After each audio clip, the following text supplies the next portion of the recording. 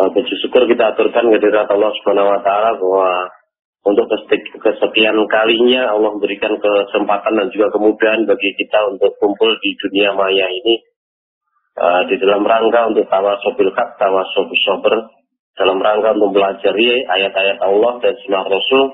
Mudah-mudahan kesungguhan kita dalam mempelajari ayat Allah dan sunnah Nabi-Nya betul-betul mendapatkan kepahaman yang hak akan agama kita sendiri dan juga kita diberi kemudahan untuk mengamalkannya dalam kehidupan sehari-hari. Kita masih akan bicara tentang takwa, karena takwa itu merupakan sentral, merupakan pusat ya dari tujuan kita semuanya ke arah sana, di dalam membentuk diri pribadi kita supaya menjadi pribadi yang betul-betul bertakwa. Kalau beberapa waktu yang lalu sudah kita bicarakan tentang takwa menurut Ali bin Abi Thalib dan juga yang lainnya. Ini saya kutipkan definisi takwa dari Umar bin Abdul Aziz. Ya, Umar bin Abdul Aziz dia berkata, ya taraka ma karramallahu wa ada'a ma iktaradallahu fama razaqallahu fadzalika fahuwa khairun ila khairin.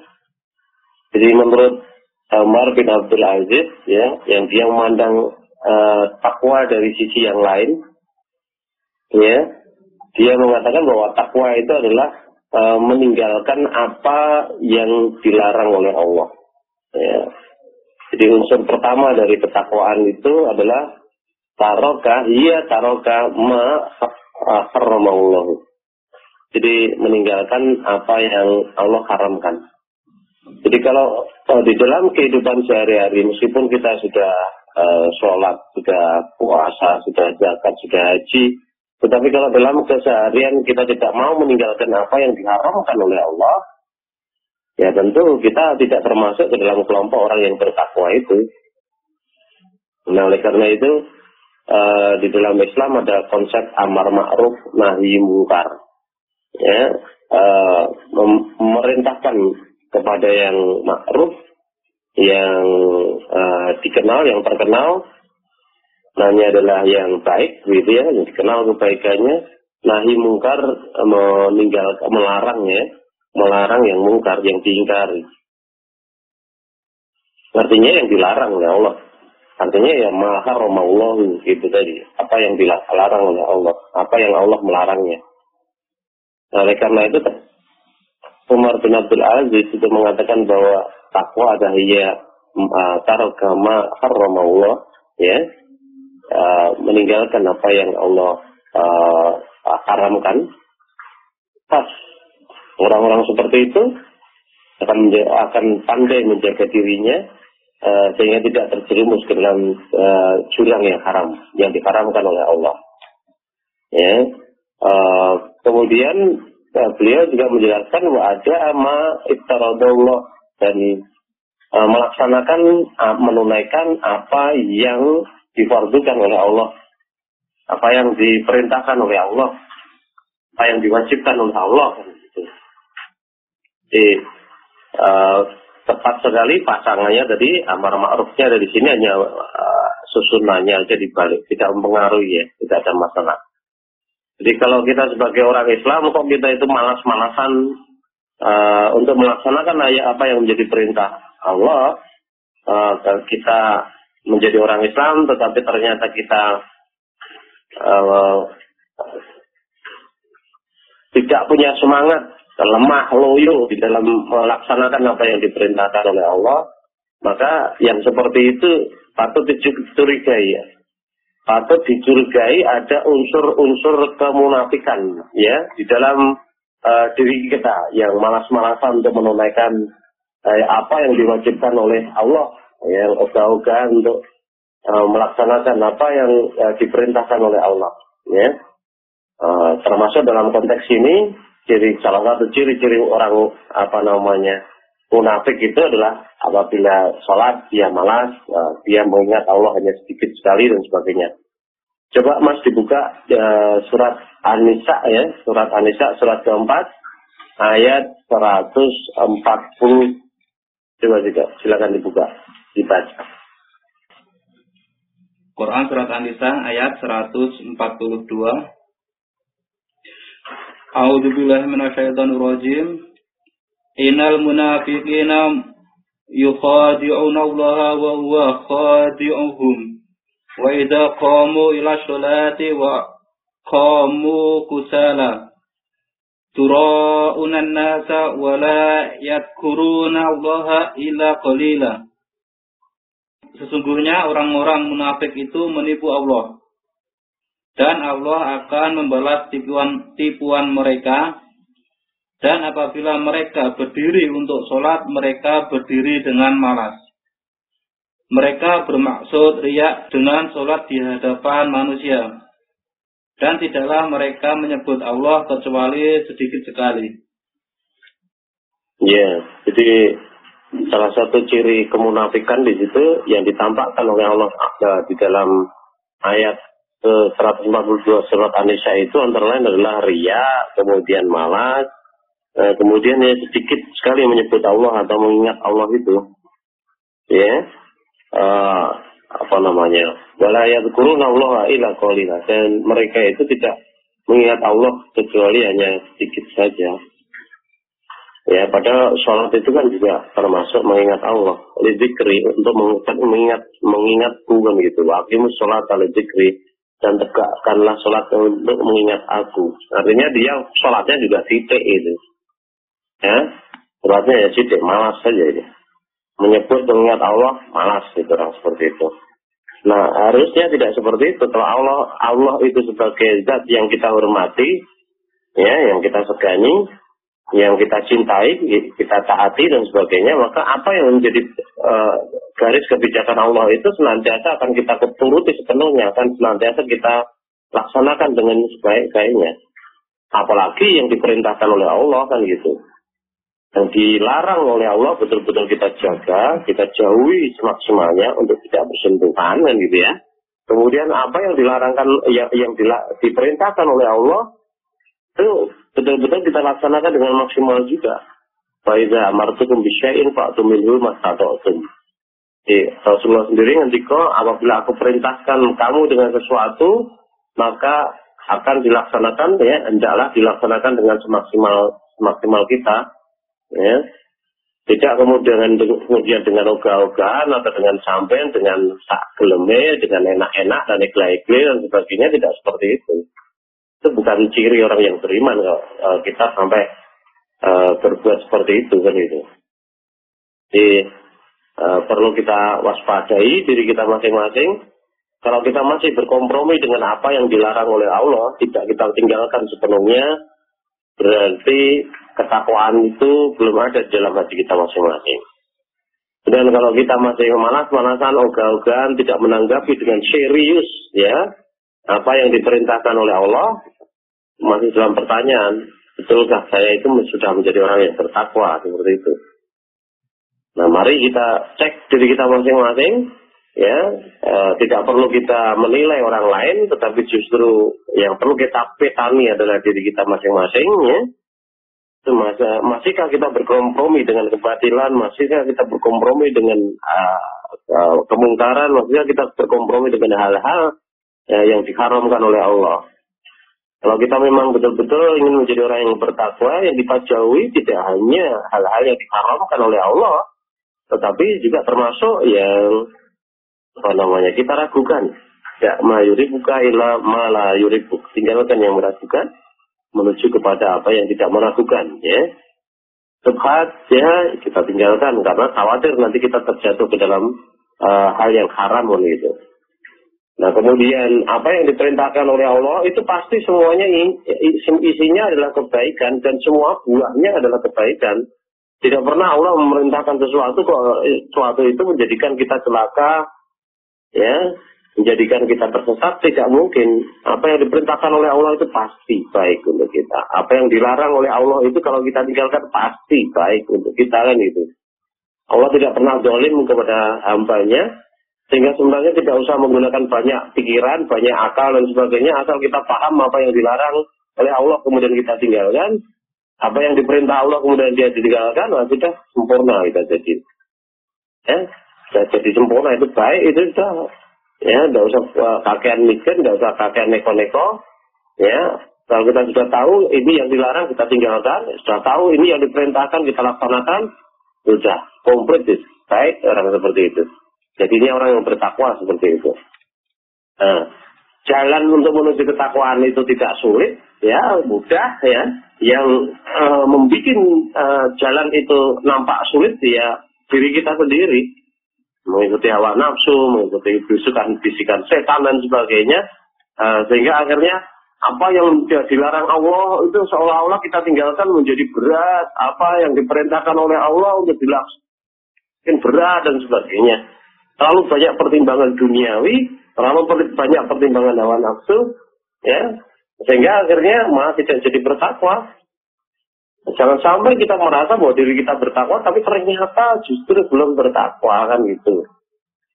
Nah, oleh karena itu, beberapa kali pelajaran yang sudah kita pelajari, takwa untuk beberapa sahabat, dan juga ini untuk Umar bin Abdul Aziz, mari kita perhatikan dengan betul ya. Jadi apabila kita itu meninggalkan apa yang diharamkan oleh Allah, dan melaksanakan apa yang diperintahkan oleh Allah, apabila kita meninggalkan apa yang dilarang oleh Allah dan melaksanakan apa yang diperintahkan oleh Allah, ya, maka kemudian Umar bin Abdul Aziz mengatakan, "Fama razaqallahu ba'da dzalika fa huwa khairun ila khairin."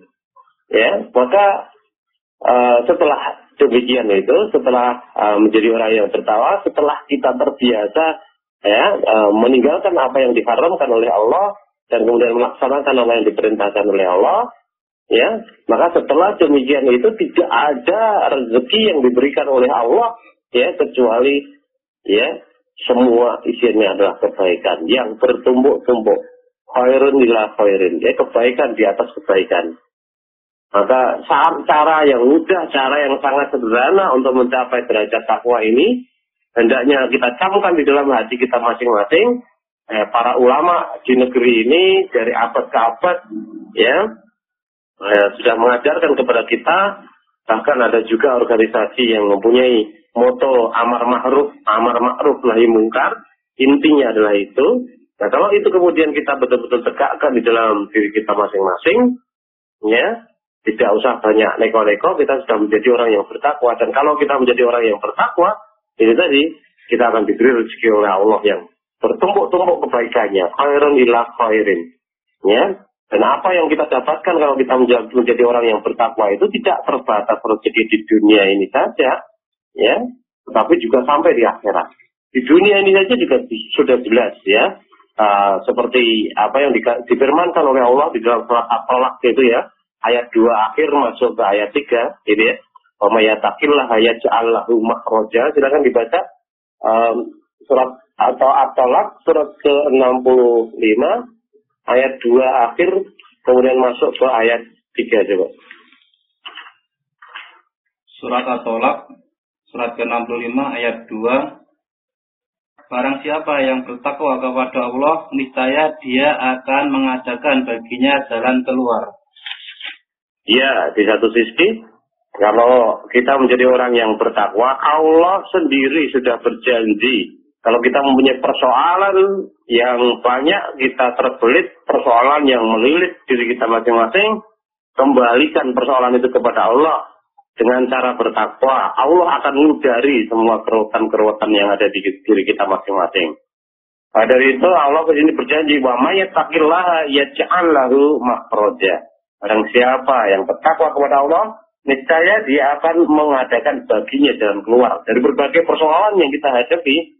Ya, karena Islam ini menyederhanakan kehidupan. Kita berpikir tentang pekerjaan. Mungkin ada yang memikirkan tentang pekerjaan menjadi manajer dari Daewoo atau Kia, atau menjadi pegawai bank, menjadi karyawan di perusahaan besar, menjadi gubernur, bupati, menjadi pedagang sukses dan sebagainya. Ya, itu semuanya disederhanakan oleh Allah, ya, oleh Rasulnya, ya, di dalam mencari rezeki, mencari maisha, pekerjaan dan sebagainya. Yang jadi kebijakan yang sangat sederhana yang disampaikan oleh Allah dan Rasulnya adalah yang penting rezeki itu adalah halal. Titik, selesai. Jadi yang dipandang hanya dua persoalan saja. Tidak membiayai, bank, perusahaan, pedagang sukses, petani kaya dan sebagainya. Tidak seperti itu, tapi ya jadi dua hal saja. Rezeki itu halal atau haram. Kalau halal dilaksanakan, diambil, dikejar. Kalau haram ditinggalkan, dijauhi semaksimalnya, kan gitu. Jadi enak nanti persoalan-persoalan rumit yang membelit dalam kehidupan keluarga dan rezeki apapun itu akan menjadi sangat sederhana karena memang Islam itu adalah pandangan hidup yang sudah disediakan oleh Allah, jalan hidup yang sudah disediakan oleh Allah sudah pasti amat sederhana dan sangat cocok bagi kita manusia. Terus ayat ketiga, kalimat awal saja. Dan memberinya rezeki dari arah yang tiada disangka-sangkanya. Ya, karena ketakwaannya, karena kesalehannya, karena akhlaknya yang karimah, ya, Allah mudah sekali untuk menciptakan sunatullah, ya, memberi rezeki kepada hambanya tadi. Ya, kalau seseorang ketika masa muda, ketika dia berjaya, dia banyak beramal soleh kepada orang lain, banyak membantu orang lain menyelesaikan persoalan, ya, banyak memberikan pertolongan orang lain untuk mencari pekerjaan, untuk berbuat ini, berbuat ini, memfasilitasi orang lain kalau tidak bisa membantu untuk mencapai apa yang dia inginkan, ya, maka suatu terkosong ketika dia keteleyek, tidak bisa mencari pekerjaan atau usahanya bangkrut dan sebagainya, orang lain yang pernah dia tolong akan dengan senang hati membalas pertolongan itu. Ya, tidak pernah menyangka kalau orang lain memberikan pertolongan, ya, tetapi apa namanya, karena amalnya yang soleh dulu pernah beramal begini, pernah beramal dan sebagainya, maka Allah mudah sekali untuk menciptakan jalan keluar baginya, ya, dari berbagai persoalan dan akan memberi rezeki dari yang tidak pernah disangka-sangka, tidak pernah diduga. Ternyata kenalannya mempunyai bisnis yang besar, kemudian kita bisa ngesub bisnis itu, ngesub bisnis ini dan sebagainya. Allah memberi rezeki yang dari arah yang tiada disangka-sangka. Nah, oleh karena itu, ya, teman-teman yang sedang online semuanya, mumpung panjenengan masih muda, berinvestasilah, ya, dengan amal soleh yang banyak kepada semua orang yang kamu kenal maupun tidak kamu kenal. Nanti kamu akan mengunduh buahnya sendiri. Ya, tetapi kalau di masa kita masih muda seperti itu, kita tidak banyak beramal soleh, jangan harapkan nanti di masa tua, di masa kamu sulit dan sebagainya, kamu akan ditolong oleh orang lain begitu. Nah, oleh karena itu, ya, jadi senang membantu orang lain, senang menolong orang lain, senang menyelesaikan persoalan orang lain dan sebagainya itu, ya, jadikan bagian dari kepribadian kita. Itu menjadi bagian dari kepribadian orang yang bertakwa itu sendiri. Nah, kalau sudah begitu, maka tidak mustahil itu yang dikatakan oleh Umar bin Abdul Aziz, kalau dia mengatakan sama razaqallahu ba'da zalika fa huwa khairun ila khairin. Maka setelah menjadi orang yang bertakwa seperti itu, Allah akan berikan rezeki kepadanya, ya, bertumbuk-tumbuk kebaikan di atas kebaikan, ya, sampai di ayat 3 tolak itu dikatakan bayar zuku min haitsu la yahtasib, dan Allah akan berikan rezeki kepadanya dari arah yang tiada disangka-sangka kalau kita memang menjadi orang yang bertakwa. Oleh karena itu, teman-teman yang berbahagia semuanya, mari kita jadikan obsesi untuk membangun ketakwaan pada diri kita masing-masing demi kesuksesan hidup kita di dunia. Ya, namanya orang yang bertakwa, namanya orang yang berakhlak karimah itu tidak ada sisi buruknya dalam dirinya. Ya, karena yang buruk-buruk tadi yang diharam-haramkan oleh Allah itu semua dia tinggalkan. Sedang yang baik-baik diadopsi, ya, dia lakukan proses internalisasi di dalam dirinya masing-masing sehingga sifat-sifat buruk itu keluar dari dirinya, sifat-sifat baik itu menjadi bagian dari kepribadiannya.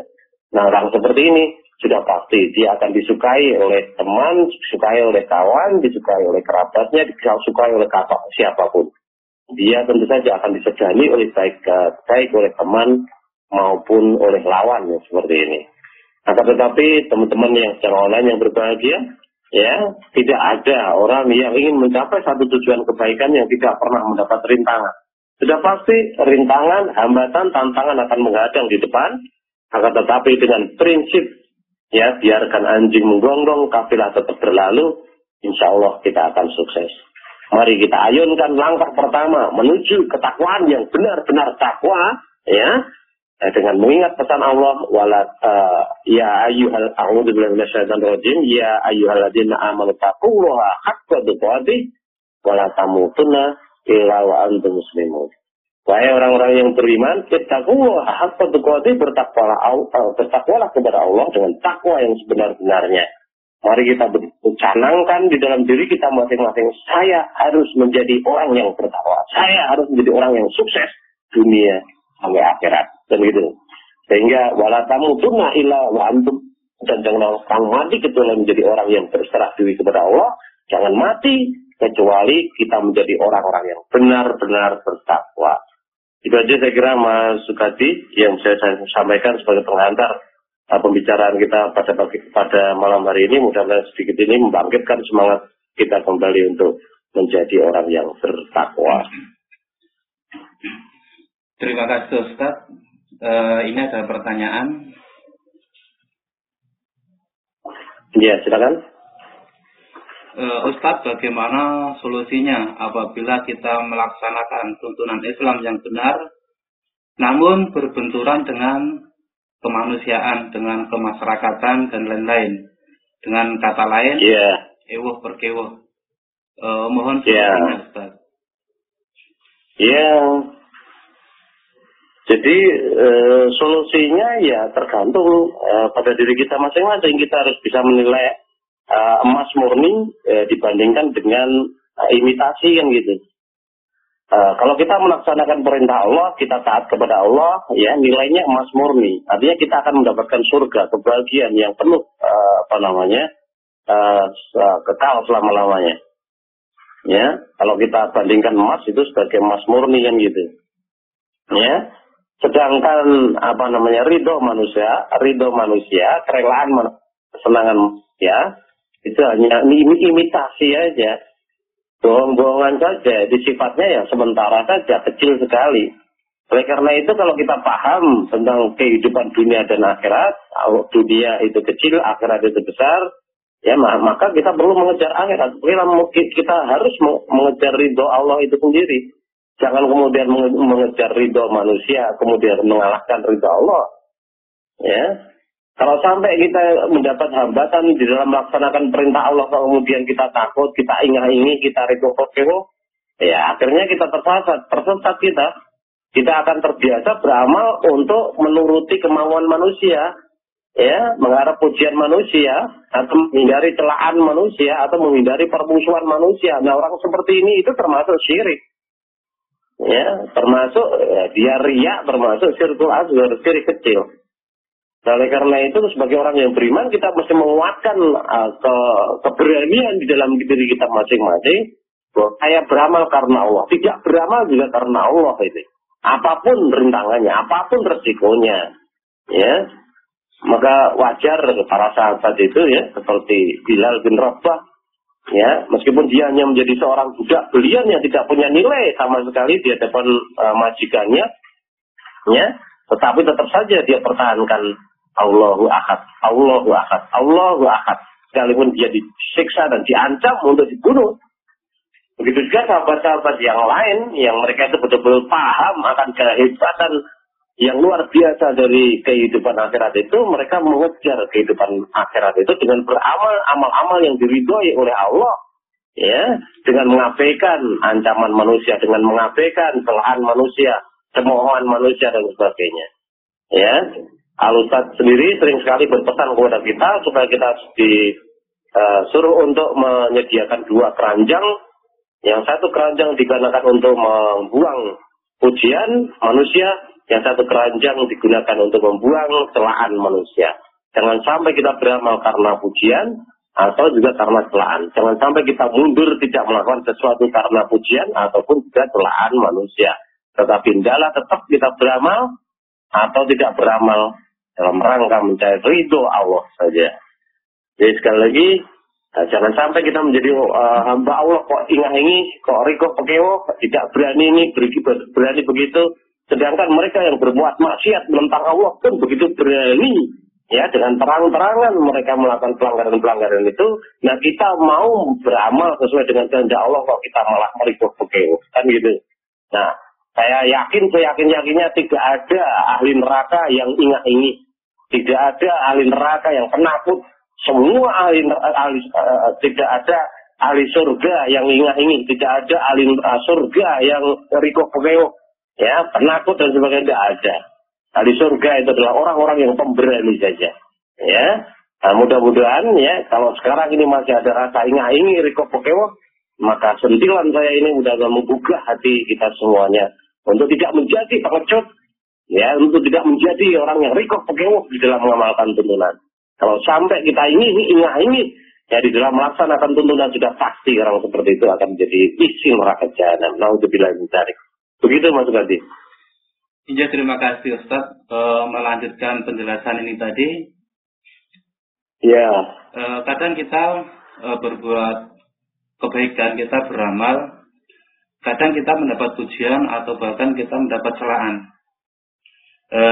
Kami minta sarannya Ustaz untuk menghadapi hal yang semacam itu, karena kalau kita sering dipuji-puji atau amalan kita sering dicela, kadang niat kita bisa menjadi tergelincir ke riya Ustaz. Mohon sarannya Ustaz. Iya, betul. Jadi memang yang namanya manusia itu seperti itu, ya. Tetapi orang beriman maksudnya secara umum seperti itu. Tetapi orang yang beriman itu adalah manusia luar biasa. Ya, orang bertakwa itu manusia luar biasa. Jadi kalau kita memang betul-betul ingin menjadi manusia yang bertakwa gitu ya, ketika kita beramal baik kemudian dipuji oleh orang lain, ya, di hadapan kita Rasulullah memberikan resep suruh menaburi pasir orang seperti itu. Ya, artinya kita diperintahkan untuk mengingatkan orang seperti itu, jangan berbuat seperti itu. Karena pujian-pujian itu nanti akan membuat kita lemah, membuat kita lengah, membuat kita kendor.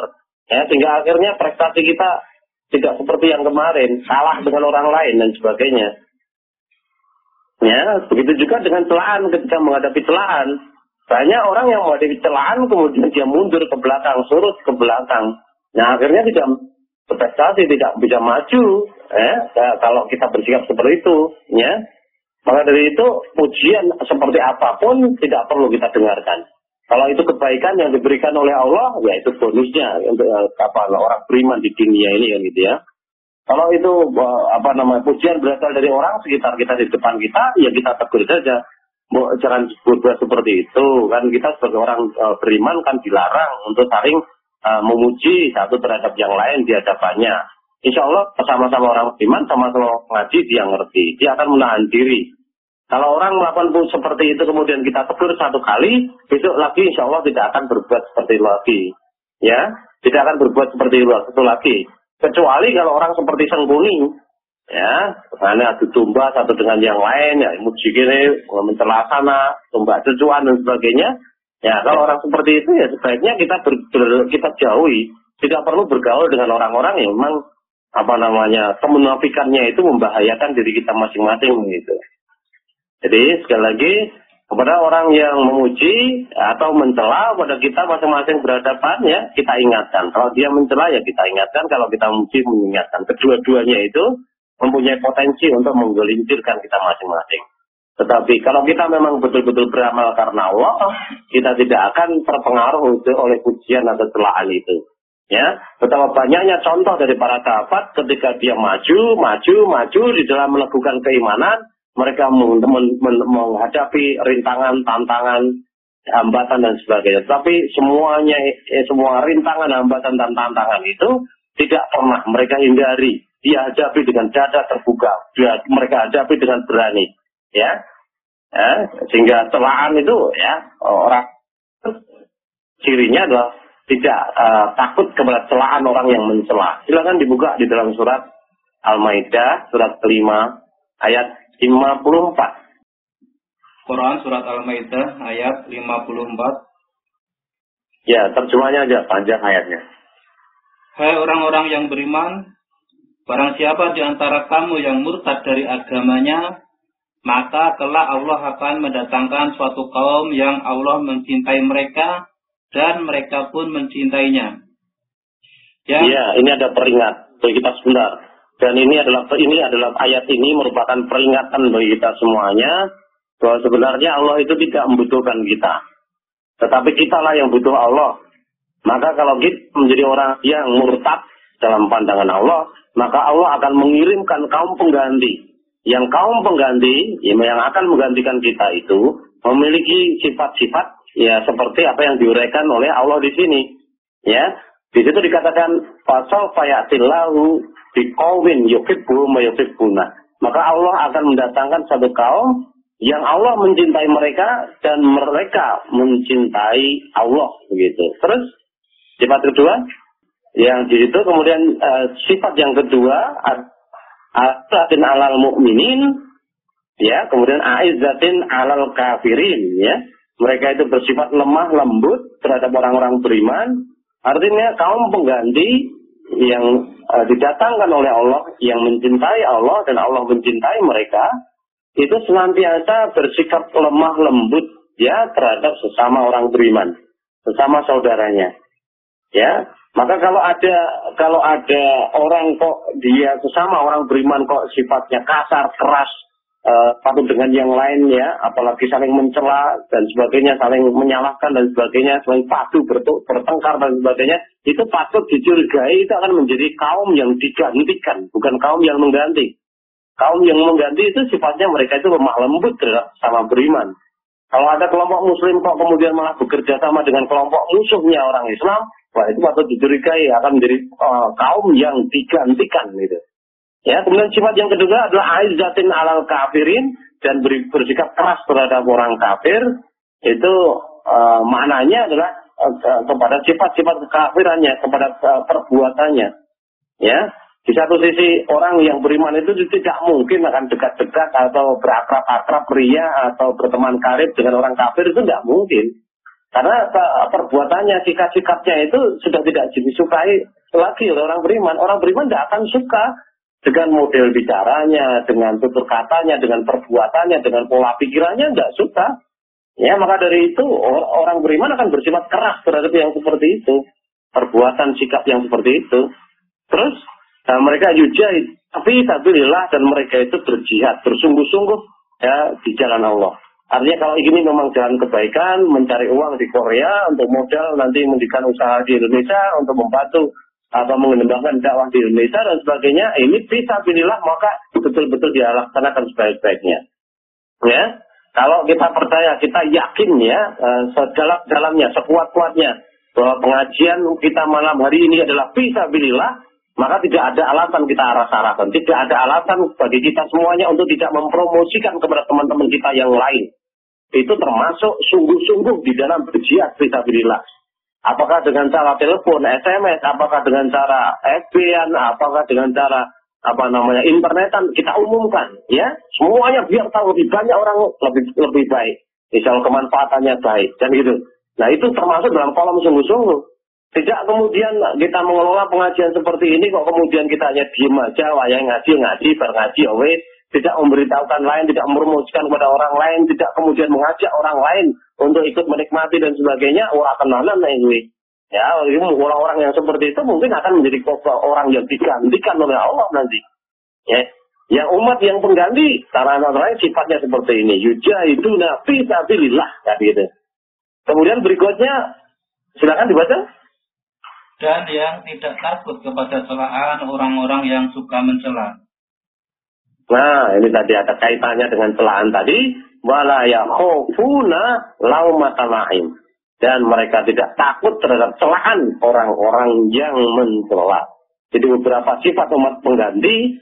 Jadi yang pertama adalah mereka mencintai Allah, Allah mencintai mereka. Kemudian mereka bersifat lemah lembut kepada sama orang beriman. Kemudian sikap keras terhadap orang-orang kafir dalam konteks ini adalah sifat kekafirannya.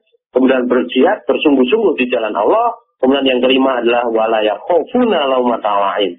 Tidak takut terhadap celaan orang yang mencela. Terus kan? Itulah karunia Allah diberikannya kepada siapa yang dikehendakinya. Dan Allah Maha Luas pemberiannya lagi Maha mengetahui. Nah, oleh karena itu monggo ya, ketika kita beramal betul-betul luruskan niat kita masing-masing ya. Pahami betul ilmunya, pahami betul metodenya, cara beramalnya sesuai dengan tuntunan Rasulullah SAW. Kemudian juga kita luruskan niat kita. Setelah itu kemudian kita tawakal Allah ya. Tidak perlu kita takut kepada celaan orang yang mencela. dan juga tidak perlu kita menggebu-gebu karena pujian orang yang memuji kita masing-masing. Ya, beramallah wajar-wajar aja sesuai dengan kemampuan kita, semaksimalnya sesuai dengan kemampuan kita, ya, sehingga kita tidak mudah ngumprok, tidak mudah loyo, ya, karena celaan dan juga tidak berbunga-bunga karena pujian yang dilakukan oleh orang sekitar kita.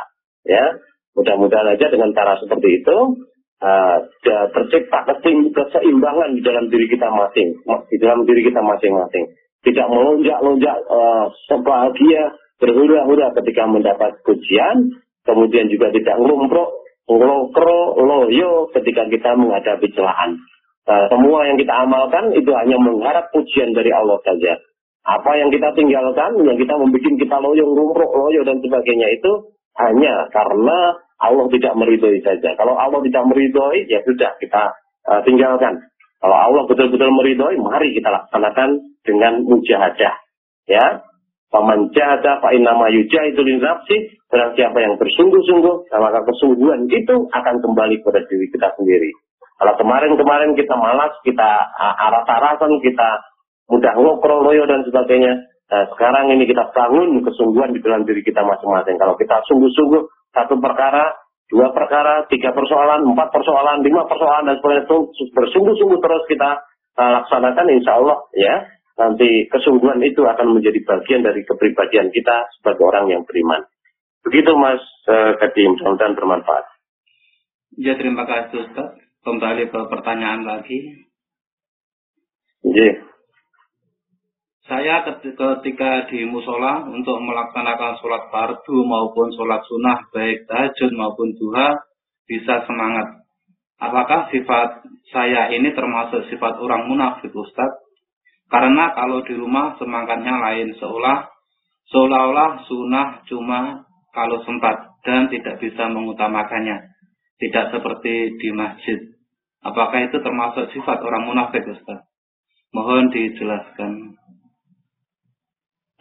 Saya tidak tahu apa yang ada di dalam hati panjenengan kan gitu. Kalau semangatnya itu karena dilihat orang, kalau semangatnya di situ banyak orang yang melihat panjenengan dan sebagainya, sehingga menggebu beramal ini, beramal itu, termasuk juga sholat ini, sholat itu, termasuk mungkin juga baca Qur'annya, termasuk baca bukunya, mungkin termasuk juga infak dan sedekahnya dan sebagainya, maka itu nanti saya khawatirkan menjadi riya. Nah, kalau yang seperti ini tidak akan lestari. Ya, salah satu ciri amal yang didorong oleh Allah itu dimanapun ya podo wae. Ya, di masjid ya begitu, di rumah ya begitu, di kantor ya begitu, di kebun ya begitu, di mana-mana ya begitu.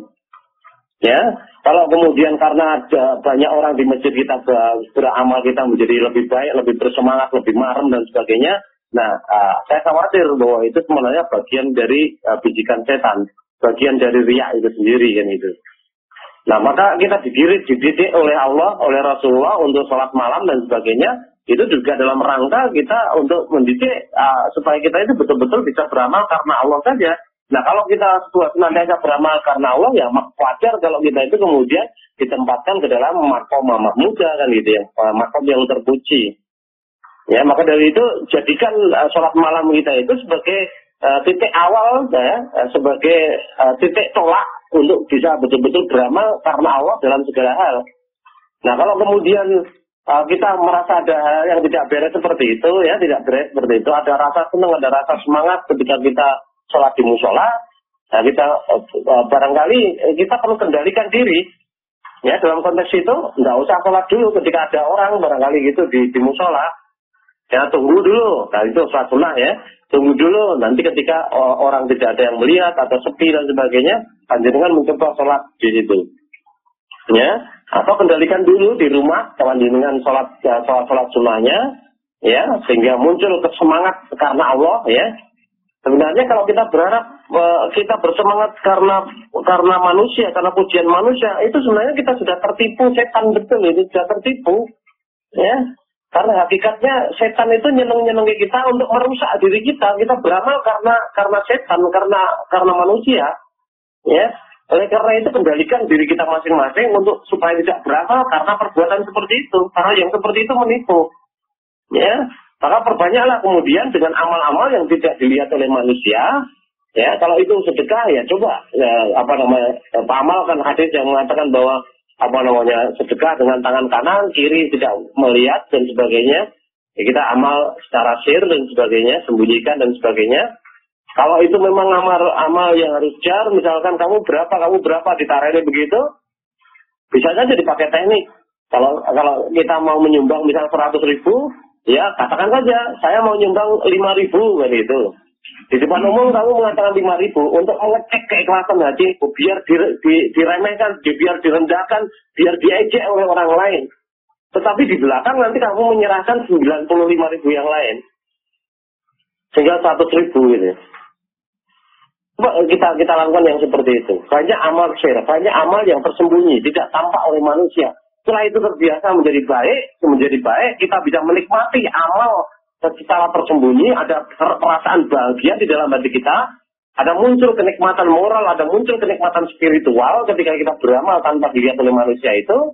Nah, nanti kemudian akhirnya jadi terbiasa. Ada manusia atau tidak ada manusia, kita beramal ya biasanya, jadi puji atau tidak puji ya beramal biasa saja. Sudah merasakan kenikmatan moral yang sudah diberikan oleh Allah. Jadi kenikmatan yang dirasakan itu betul-betul kenikmatan moral atau kemudian spiritual, bukan kenikmatan sensual karena pujian manusia tadi. Nah, monggo. Itu semuanya yang tahu pada diri kita masing-masing. Kalau memang kita ada semangat, ada bahagia, ada senang dan sebagainya, sholat di musola, beramal di musola, karena banyaknya manusia, karena pujian manusia, maka tarik dulu. Tidak usah ke musola ya, untuk sholat-sholat sunnahnya di rumah dan sebagainya. Sholat di situ, sholat wajibnya saja, bersama-sama teman-teman yang lain, setelah itu selesai.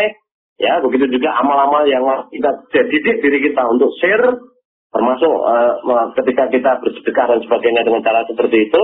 Nah, mudah-mudahan ya, kita berharap mudah-mudahan Allah ya membangun kepribadian kita betul-betul menjadi kepribadian yang bertakwa, yang beramal karena Allah dan tidak beramal juga karena Allah, yang sholat karena Allah, yang tidak sholat juga karena Allah saja, bersedekah karena Allah, yang tidak bersedekah juga karena Allah saja. Itu Mas. Ya, terima kasih Ustaz. Kembali ke pertanyaan lagi. Iya. Ini dari Pak Mardi. Dari Pak Mardi selaku pengurus salah satu musola di Korea. Iya. Beliau menanyakan begini Ustaz. Tadi ada orang Korea datang ingin masuk Islam. Karena ingin menikahi orang Islam wanita Indonesia pada tanggal 26 bulan ini Ustaz. Ya. Apakah kewajiban kita setelah mensyahadatkan beliau apakah sudah cukup atau masih adakah kewajiban selanjutnya Ustaz? Mohon sarannya. Terima kasih. Iya, betul tidak cukup. Jadi setelah dia mengucapkan syahadat itu otomatis dia menjadi bagian dari keluarga besar umat Islam itu sendiri. Dia menjadi bagian dari tubuh kita. Kita dan dia itu satu tubuh, kita dan dia satu bangunan. Nah, oleh karena itu, ya, mestinya sebelum disyahadatkan, dia diberitahu dulu secara garis besar, kalau menjadi orang Islam ini, tidak hanya sekedar untuk nikah dengan orang muslimah, kemudian akhirnya menelantarkan kewajibannya, tidak menunaikan kewajibannya, dan sebagainya, tidak seperti itu. Ya, karena setelah dia sadar, dia menjadi sama saudara muslim, kita Mas Mardi atau yang lain yang berada di situ punya kewajiban untuk ngajari dia sholat, untuk ngajari dia rukun Islam yang lain dan sebagainya, untuk tetap menjalin silaturahmi.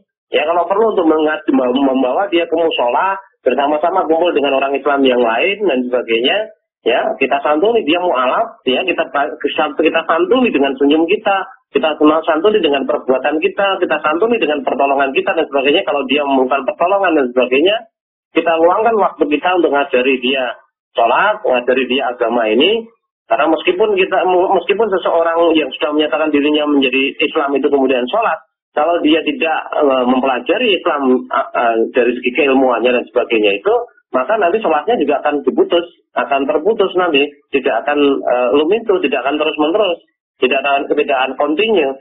Ya, sholatnya tidak akan berbuah tanda anil fasya wal mungkar. Oleh karena itu, jangan puas, jangan cukup hanya mensyahadatkan, membimbing dia mengucapkan syahadat saja, tetapi pahamkan tentang syahadat itu sendiri apa. Ya, uraikan tentang syahadat itu sebaik-baiknya untuk dia. Ya, kemudian ajarkan kepada dia sehingga dia mau sholat, menunaikan sholat dan sebagainya. Ya, beritahu dia bahwa Rasulullah pernah bersabda, al-ahdul ladzi bainana wa bainahum as-sholat, faman taraka faqad kafar. Ya, perjanjian antara kami dengan mereka adalah sholat. Barang siapa yang meninggalkan sholat, maka sungguh dia telah kafir. As-sholatu imaduddin, faman aqama faqad aqamadin, faman taraka faqad hadamadin. Itu kita ajarkan, kita sampaikan kepada dia. Nah, mudah-mudahan dengan berteman dengan sesama muslim, teman dari Indonesia, yang terutama ya, yang sudah kenal dia dan sebagainya. Nah, mudah-mudahan dia bisa enjoy, bisa merasa nikmatnya menjadi orang Islam itu sendiri. Ya, kalau perlu ditunjukkan situs-situs berbahasa Korea yang berbicara, yang menulis tentang Islam itu sendiri. Ya, mudah-mudahan dia semakin hari semakin paham terhadap. Kalau perlu, panjenengan yang berada di Korea ini urunan untuk beli Quran dalam bahasa Korea, nah, kemudian dihadiahkan untuk dia, berikan dia sebagai hadiah. Ya. Kemudian sering disilaturahmi dan sebagainya, ya, sehingga betul-betul nyaman menjadi orang Islam itu. Jangan justru malah ono kebutuhan musola jaluk derene, kebutuhan ini jaluk derene, kebutuhan itu jaluk derene, bosan nanti derene menjadi orang Islam. Ya, orang-orang seperti itu yang masih baru dalam Islam itu mereka itu justru malah berhak untuk mendapatkan zakat kita kan gitu. Nah, gitu Mas Sugadi dan juga Mas Marti, mudah-mudahan bisa kita amalkan. Ya, terima kasih Ustaz sarannya. Walaupun kami merasakan berat masalah kendala dalam berbahasa Ustaz untuk menghadapi orang tua. Oh iya. Iya. Ya, semaksimalnya Mas Gadi. Iya Ustaz, kembali ke pertanyaan lagi. Ya. Ustaz, saya dulu pernah mendengarkan tausiah seorang Ustaz, apabila kita sedang sholat lalu kita menguap, lalu kita disuruh menahan sekuat-kuatnya, jangan sampai waktu sholat menguap. Karena itu godaan setan. Apakah hal demikian itu benar Ustaz? Mohon penjelasannya. Iya, kalau dari segi matanya kan ya bisa dibenarkan toh. Sebenarnya kalau kita belum sholat kan disuruh tidur dulu. Ya, kalau kita belum sholat tetapi kita ngantuk mau sholat begitu, kita dianjurkan oleh hadis yang lain untuk tidur dulu kan gitu. Supaya ketika sholat itu betul-betul bisa konsentrasi. Nah, ini kalau sholat kok ngontak-ngantuk, sholat kok ngap-angop dan sebagainya, bagaimana bisa konsentrasi? Ler nanti malah bacaannya keliru kan gitu. Ya, bisa saja masuk kelompok nanti orang sadar, orang menyadari apa yang dia ucapkan kan bahaya seperti itu. Ya, tidak akan merasakan nikmatnya sholat kalau kita sholat sambil kemudian merasa ngantuk, malah merasa tersiksa ya, seperti itu. Maka dari segi maknanya tidak ada salahnya hadis itu kan gitu. Ya, nah intinya kita tahan ngantuk itu. Kalau memang belum sholat ngantuk ya tidur dulu baru kemudian sholat lagi fresh kan gitu. Atau kalau memang mau sholat ya betul-betul diupayakan supaya tidak ngantuk, sirai digerujuki, cengeloi diteleci dan sebagainya, dan nikmat itu loh. Jadi mengamalkan apa yang diperintahkan oleh Allah itu dengan nikmat itu, tidak dengan terpaksa atau tidak dengan rasa berat hati sama sekali gitu. Mari betul-betul kita tanggapi apa yang diperintahkan oleh Allah untuk kita amalkan itu kita amalkan dengan senang, kita amalkan dengan semangat, kita amalkan dengan bahagia gitu. Dengan kita amalkan dengan rasa beruntung, tersanjung diberi kesempatan oleh Allah untuk mengamalkan seperti itu. Dan juga ketika kita meninggalkan apa yang dilarang oleh Allah itu, ya meninggalkannya dengan rasa syukur, meninggalnya dengan enteng, merasa bahagia. Bersyukur alhamdulillah aku mampu meninggalkan yang seperti ini. Kalau saya laksanakan saya akan menjadi seperti ini dan sebagainya. Jadi termasuk juga dalam konteks ini, sholat kok ngantuk dan sebagainya, ya semaksimalnya kita atasi supaya tidak ngantuk. Kalau memang ngantuk betul sebelum sholat, ya tidak usah sholat dulu, tapi tidur dulu, istirahat dulu, ya supaya nanti bangun fresh, kemudian melakukan sholat itu dengan enteng, dengan enak, dengan nyaman. Bacaan-bacaan pun juga terarah, ada maknanya di dalam diri kita masing-masing. Jarem, ada Ada pesan yang positif di dalam diri kita masing-masing. Tidak kemudian mau baca ini angop, baca itu angop lagi. Sholat yang sambil ya seperti itu. Bahaya seperti itu. Ya, itu. Maka tidak salah kalau itu dikatakan berasal dari setan dan sebagainya. Gitu, Mas. Ya, terima kasih Ustaz. Masih ada waktu, tapi pertanyaan sudah tidak ada pertanyaan lagi Ustaz. Iya, pertanyaan sudah banyak. Tadi mudah-mudahan apa yang ditanyakan juga apa yang dijawabkan tadi betul-betul memberikan manfaat bagi kita masing-masing. Ya, kita garis bawahi saja dari apa yang sudah kita bicarakan di sini. Kalau kita ingin betul-betul menjadi orang yang bertakwa, maka ya kita harus menjauhi apa yang dilarang oleh Allah, apa yang diharamkan oleh Allah. Nah, kemudian kita harus melaksanakan apa yang diperintahkan oleh Allah. Nah, menambahkan, hendaknya kita melaksanakan apa, kita menjauhi apa yang dilarang oleh Allah dengan rasa beruntung, dengan rasa bahagia, dengan rasa senang, ya. Kita bisa menjauhi apa yang dilarang oleh Allah tadi.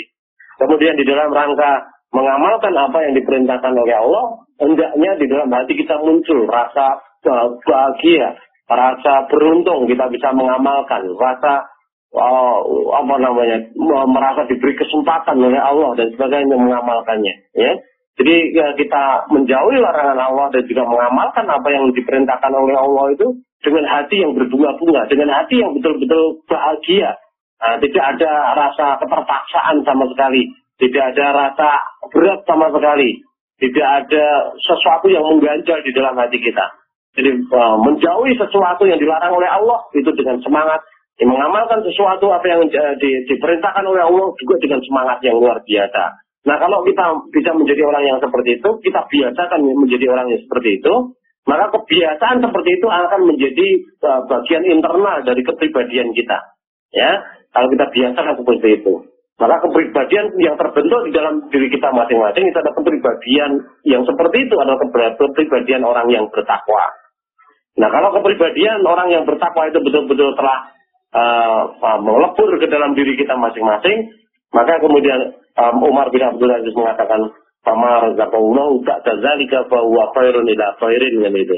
Maka ya apa-apa saja yang diberikan oleh Allah kepadanya, dan Allah tidaklah memberikan rezeki setelah yang demikian itu kecuali bertumpuk-tumpuknya kebaikan di atas kebaikan.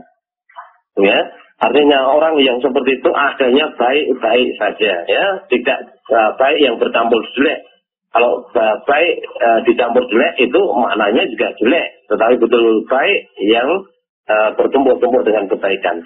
Nah, mudah-mudahan Mas Subadi dan juga teman-teman yang online yang berbahagia, Allah memilih kita semuanya menjadi hambanya yang bertakwa, dimudahkan hati kita untuk meninggalkan apa saja yang diharamkan oleh Allah, dan juga dimudahkan hati kita untuk meninggalkan